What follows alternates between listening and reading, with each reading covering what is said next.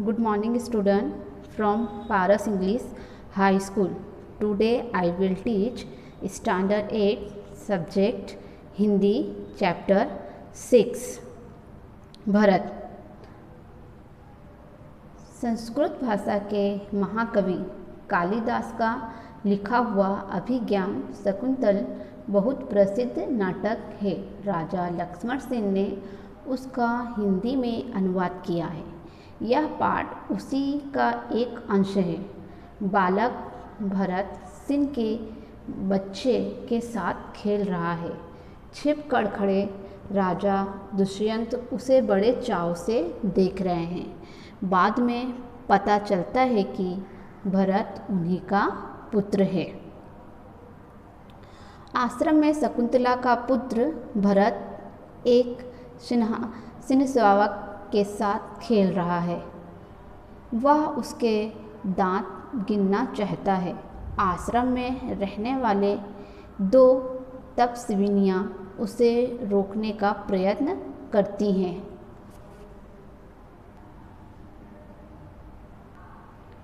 राजा दुष्यंत एक पेड़ के पीछे छिपकर यह दृश्य देख रहे थे। बालक के प्रति राजा दुष्यंत के मन में स्नेह उमड़ता है।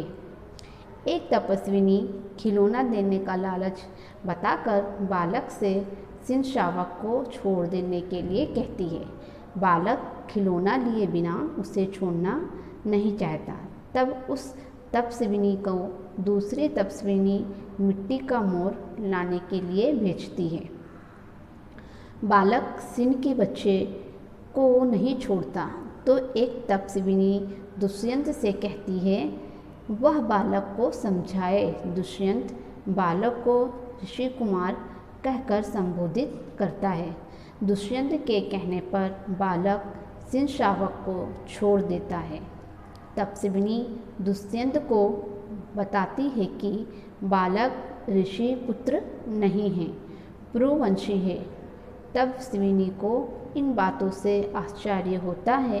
बालक की सूरत राजा दुष्यंत की सूरत से मिलती है और बालक दुष्यंत को नहीं पहचानता। फिर भी उनकी बात मान ली। एक तपस्विनी बालक को मिट्टी का मोर लाकर देती है और उससे शकुंत लावण्य पक्षी का सौंदर्य देखने के लिए कहती है। शकुंतला शब्द सुनकर बालक उसे अपनी माँ का नाम समझ लेता है। राजा दुष्यंत को अपनी पत्नी शकुंतला की याद आती है जिसका उन्होंने त्याग कर दिया था। सिंहश्रावक के साथ खेलते समय बालक की बाह में बंधा हुआ रक्षा का धागा जमीन पर गिर जाता है। दुष्यंत उसे उठा लेते हैं तो तपस्विनियों को बहुत आश्चर्य होता है। वे बताती हैं कि इस रक्षाबंधन को बालक के माता पिता को छोड़कर यदि दूसरा कोई उठाए तो वह सांप बनकर उसे डस लेता है। इस तरह यह निश्चित हो जाता है कि भरत नामक वह बालक दुष्यंत और शकुंतला का ही पुत्र है। राजा लक्ष्मण सिंह 1926 में आगरा में जन्मे राजा लक्ष्मण सिंह हिंदी, संस्कृत, अंग्रेजी, फारसी, बंगाला और अरबी भाषा भली भांति जानते थे। इनकी अनेक पुस्तकों का अंग्रेजी और हिंदी में अनुवाद हुआ है। कालिदास के अभिज्ञान शकुंतलम, मेघदूत और रघुवंश के हिंदी अनुवाद पर इन्हें पुरस्कार दिया गया। कालिदास द्वारा लिखित मूल नाटक अभिज्ञान शकुंतलम का हिंदी में अनुवाद राजा लक्ष्मण सिंह ने किया था। प्रस्तुत पाठ उसी नाटक का एक अंश है। ऋषि कण्व के आश्रम में शकुंतला का पुत्र भरत एक क्षीण शावक के साथ खेल रहा है।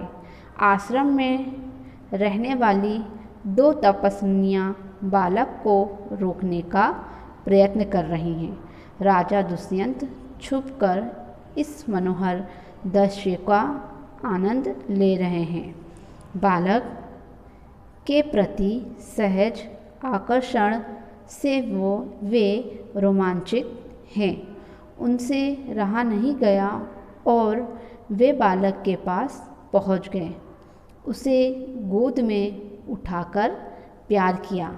वे सोचने लगे, काश यह बालक मेरा पुत्र होता। दोनों तपस्विनियों की बातचीत से उन्हें पता चला कि यह बालक उन्हीं का पुत्र है। यह जानकर वे खुशी से झूम उठे। पात्र बालक भरत, राजा दुष्यंत, तपस्विनी पहली, तपस्विनी दूसरी। दृश्य एक बालक सिंह के बच्चे को घसीटते हुए लाता है और 2 तपस्विनियाँ उसे रोकती हुई आती हैं। राजा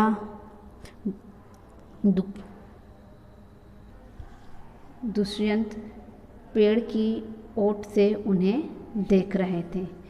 एक बालक सिंह के बच्चे को घसीटते हुए लाता है और 2 तपस्विनियाँ उसे रोकती हुई आती हैं। राजा दुष्यंत पेड़ की ओट से उन्हें देख रहे थे। ओट मीन्स क्या होता है? अर्थ आड़, किसी के पीछे के भाग से देखना, पीछे का भाग। बालक, अरे सिंह, तू अपना मुख खोल, मैं तेरे दांत गिनूंगा। जो बालक होता है उसका नाम क्या है? भरत। तो भरत कहता है, अरे सिंह, तू अपना मुंह खोल, मैं तेरे दांत गिनूंगा।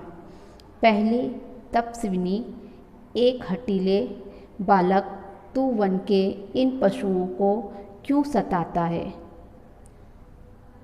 हम तो इन पशुओं को बाल बच्चों के समान रखती हैं। तेरा साहस बढ़ाते ही जाता है। तेरा नाम ऋषियों ने सर्वदमन रखा है, सो ठीक ही है। यहाँ हठीले का अर्थ क्या होता है? ज़िद्दी। तो पहली तपस्वी भी वो बालक से क्या कहती है? ए जिद्दी बच्चे, तू वन के इन पशुओं को क्यों सताता है? हम तो इन पशुओं को बाल बच्चों के समान रखती हैं। तेरा साहस बढ़ाती ही जाता है। तेरा नाम ऋषियों ने सर्वदमन रखा है, सो ठीक ही है। दुष्यंत उनकी बातें सुनकर स्वयं से, क्या कारण है कि मेरा इसने इस बालक की ओर उमड़ सा आता है। दुष्यंत कौन थे? एक राजा थे। तो वो राजा क्या कहते हैं? उनकी बातें सुनकर स्वयं से, क्या कारण है कि मेरा इसने इस बालक की ओर उमड़ सा आता है। दूसरी तपस्विनी, जो तू इस बच्चे को छोड़ ना देगा तो सिन्हनी तुझ पर दौड़ेगी। दूसरी तपस्विनी बालक को क्या कहती है? जो तू इस बच्चे को ना छोड़ेगा तो सिन्हनी तुझ पर दौड़ेगी। बालक मुस्कुराकर, ठीक है, सिन्हनी का मुझे ऐसा ही डर है, मुंह चिढ़ाता है। वो जो बालक होता है भरत, वो मुस्कुराकर क्या कहता है? ठीक है, सिन्हनी का मुझे ऐसा ही डर है, और वो मुंह चिढ़ाता है। दुष्यंत आश्चर्य से, यह बालक अवश्य किसी तेजस्वी वीर का पुत्र है। इसका मुख अग्नि के समान दमक रहा है। जो राजा रहता है दुष्यंत, वो आश्चर्य से क्या कहता है, यह बालक अवश्य किसी तेजस्वी मीन्स क्या होता है, अर्थ इसका ब्रेव, यानी कोई बहादुर वीर का पुत्र है। इसका मुख का अर्थ क्या होगा, मुंह, अग्नि के समान दमक रहा है। दमकना का अर्थ क्या होगा, चमकना। इसका मुंह किसकी तरह चमक रहा है, किसी आँख की तरह चमक रहा है। पहली तपस्विनी, हे प्यारे बालक, सिंह के बच्चों को छोड़ दे, मैं तुझे खिलौना दूंगी। जो पहली तपस्विनी है वो बालक भरत को क्या कहती है, हे प्यारे बालक, सिंह के बच्चों को छोड़ दे, मैं तुझे खिलौना दूंगी। बालक हाथ पसार कर, पहले खिलौना दे दो, लाओ कहाँ है। वो बालक जो होता है वो क्या कहता है, लाओ पहले खिलौना दे दो। दुष्यंत दूर से बालक की हथेली को देखकर स्वयं से, इसके हाथ में चक्रवर्तियों के लक्षण हैं, उंगलियों पर कैसा अद्भुत जाल है, और हथेली की शोभा प्रात कमल को भी लज्जित कर रही है। चक्रवर्तियों का अर्थ क्या होगा, समुद्र तक की पृथ्वी को जीतने वाला सम्राट के इसमें लक्षण हैं। उंगलियां पर कैसा अद्भुत जाल है, और हथेली को शोभा प्रात कमल को भी लज्जित कर रही है। दूसरी तपस्विनी, हे सखी सुव्रता, यह बातों से ना मानेगा, जा मेरी कुटिया में ऋषि कुमार के खेलने के लिए मिट्टी का मोर रखा है, उसे ले आ। पहली तपस्विनी दूसरी से क्या कहती, दूसरी तपस्विनी से, हे सखी सुव्रता, यह बातों से ना मानेगा, जा मेरी कुटिया में, कुटिया यानी क्या होता है, झोपड़ी में ऋषि कुमार के खेलने के लिए मिट्टी का मोर रखा है, उसे ले आ। पहली तपस्विनी, मैं अभी लिए आती हूँ, और फिर वो मिट्टी के मोर लेने जाती है। बालक, तब तक मैं इसी सिंह के बच्चे के साथ खेलूँगा। वो बालक क्या कहता है, जब तक वो नहीं आएगी तब तक मैं क्या करूँगा, सिंह के बच्चे के साथ खेलूँगा। यह कहकर तपस्विनी और देखकर हंसता है, और ये कहकर वो बालक तपस्विनी की तरफ देखकर हंसता है। दुष्यंत, आप इस सुंदर बालक से खेलने को मेरा मन कैसे ललचता है। आह भरकर धन्य है वे मनुष्य जो अपने पुत्रों को गोद में लेकर उनके अंग की धूलि से अपनी गोद मेली करते हैं, और पुत्रों के मुक्र आकरण हंसी से खुलकर उज्ज्वल दांतों की शोभा दिखाते और तुतले वचन बोलते हैं। राजा क्या कहते हैं, दुष्यंत, इस सुंदर बालक से खेलने को मेरा मन ललचता है, इस बालक से मैं खेलना चाहता हूँ। आह भरकर धन्य है वो मनुष्य जो अपने पुत्रों को गोद में लेकर उनके अंग की धूलि से अपनी गोद मेली करते हैं। वो जो अपने पुत्र को गोद में लेकर उन्हें खिलाते हैं वो बहुत धन्य हैं। और पुत्रों के मुख आकरण हंसी से खुलकर उज्ज्वल यानी क्या होता है, चमकते हुए दांतों की शोभा दिखाते और तुतले वचन बोलते हैं। तुतले यानी तोतली ज़बान से जो बोलते हैं, बोली में बोले गए वर्ड्स। दूसरी तपस्विनी, क्यों रे, ठीक तू मेरी बात कान नहीं धरता? इधर उधर देखकर कोई ऋषि कुमार यहाँ है? दुष्यंत को देखकर, हे महात्मा, तुम ही आओ और कृपा करके इस बलि बालक के हाथ से सिनके बच्चों को छुड़ा आओ। दूसरी तपस्विनी इधर उधर देखकर क्या कहती है? कोई ऋषि कुमार यहाँ है? दुष्यंत को देखकर, हे महात्मा, तुम ही आओ और कृपा करके, कृपा यानी मेहरबानी करके इस बलि बालक के हाथ से सिनके बच्चों को छुड़ाओ। दुष्यंत, अच्छा, बालक के पास जाकर और हंसकर, हे ऋषि कुमार, तुमने तपोवन के विरुद्ध यह आचरण क्यों सीखा है जिससे तुम्हारे कुल की लाज जाती है? यह तो कोई अच्छी बात नहीं।